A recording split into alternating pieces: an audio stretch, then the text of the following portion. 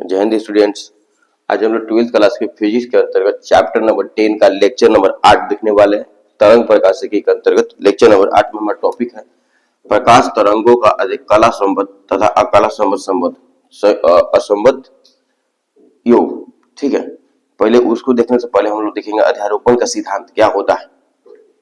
तो किसी भी क्षण पर एक कण का परिणामी विस्थापन दो या अधिक तरंगों के कणों के पृथक विस्थापनों का सदिश योग होता है। अलग अलग दोनों का विस्थापन जो होगा उसका सदिश योग क्या होगा, उस दोनों को मिलने पर बना परिणामी तरंग का विस्थापन होगा। ठीक है, यानी वेक्टर y1 और वेक्टर y2 क्रमशः दो तरंगों के कारण किसी भी क्षण विस्थापन है। ठीक है, तब कण का परिणामी विस्थापन क्या होगा, किसी भी क्षण पर क्या होगा, तो दोनों को जोड़ देंगे, इसका भी दोनों को जोड़ देंगे, परिणामी तरंग आएगा मेरा। ठीक है, सदिश योग होता है। यह सिद्धांत दो या अधिक अध्यारोपित होती हुई तरंगों के लिए भी कहा जा सकता है। दो या अधिक तरंगे अध्यारोपित होगी तो उसके लिए भी कहा जा सकता है। ये जो एक नई तरंग के निर्माण करती है और किसी भी क्षण पर परिणामी विस्थापन को प्रदर्शित करती है, जो उसी क्षण पर पृथक तरंगों के विस्थापनों के सदिश योग के तुल्य होता है। मतलब अलग अलग तरंग के अलग अलग विस्थापन के तरंग हैं, तो दो या अधिक तरंग है मान लीजिए, तो जय को रहेगा सबको जोड़ देंगे, y1 plus y2 plus y3 सबका तरंग सबको विस्थापन को जोड़ करके जो मिलेगा परिणामी विस्थापन हमारा हुआ अध्यारोपित परिणामी तरंग के विस्थापन के बराबर होगा। ठीक है, जहां y क्या परिणामी विस्थापन है तथा y1 y2 y3 डॉट अध्यारोपित तरंगों के पृथक विस्थापन है, और जो भी तरंगे अध्यारोपित हुई थी उनका पृथक विस्थापन है। ठीक है, अब देखेंगे इसी में है पहले संपोषी अध्यारोपण। संपोषी अध्यारोपण क्या होता है, जब दो समान तरंग दैर्घ्य की, ठीक है, यही हम लोग को देखना है, ये पेपर में पूछा हुआ भी है। ठीक है, पूछा हुआ है कि संपोषी तरंग अध्यारोपण और दूसरा विनाशी। ठीक है, इसके बारे में भी पूछा है कि बताइए विनाशी अध्यारोपण और संपोषी अध्यारोपण के बारे में क्या जानते हैं, अंतर भी पूछ देता है। ठीक है, तो जब दो समान तरंगदैर्घ्य की तरंगें एक दूसरे पर समान काला में अध्यारोपित होती है, अर्थात एक तरंग का श्रृंग दूसरे के श्रृंग के ऊपर है, श्रृंग मतलब ये वाला भाग एक का दूसरे के ऊपर है, गोला वाला भाग। ठीक है, अब गर्त मतलब गाढ़ा वाला भाग नीचे चला गया, तो एक का दूसरे के ऊपर है।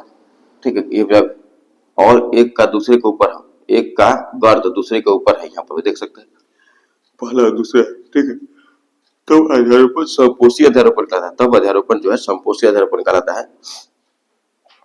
इस स्थिति में देखिए ये तरंग है और ये भी तरंग है। ठीक है, दोनों का अध्यारोपण जब हुआ, दोनों एक ही कला में है, ठीक है, तो दोनों का अध्यारोपण होगा तो क्या हो जाएगा, परिणामी तरंग जो मिलेगा ऊपर की ओर चल जाएगा, मतलब कि ऊर्जा इसका बढ़ जाएगा।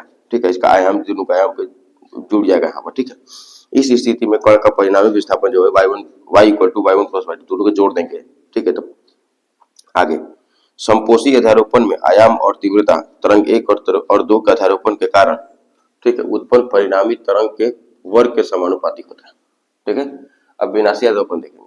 विनाशी अध्यारोपण क्या होता है, जब समान तरंगदैर्घ्य की दो तरंगे एक दूसरे पर विपरीत कला में अध्यारोपित होती है। जब दो तरंगदैर्घ्य है और दोनों समान तरंगदैर्घ्य है, ठीक है, तरंगदैर्घ्य के दोनों के तरंगदैर्घ्य समान है और दोनों विपरीत कला में है, माने एक ऊपर की ओर है एक नीचे की ओर है ना, दूसरे के अर्थात एक तरंग का श्रृंग दूसरे के गर्त के ऊपर है। जैसे इसका श्रृंग जो है इसके गर्त के ऊपर बना हुआ है और इसका श्रृंग जो है इसके गर्त के ऊपर बना हुआ है।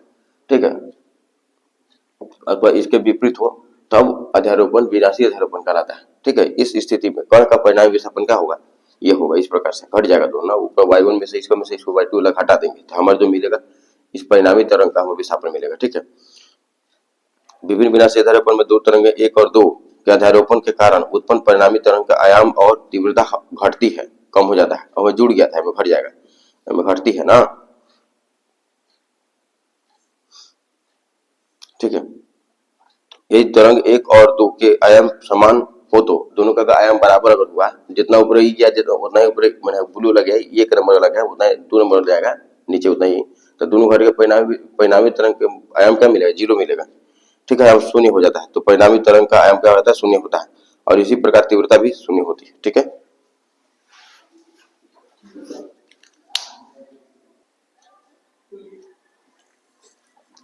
प्रकाश के कला संबद्ध तथा कला असंबद्ध स्रोत हम लोग देखेंगे इसके बारे में।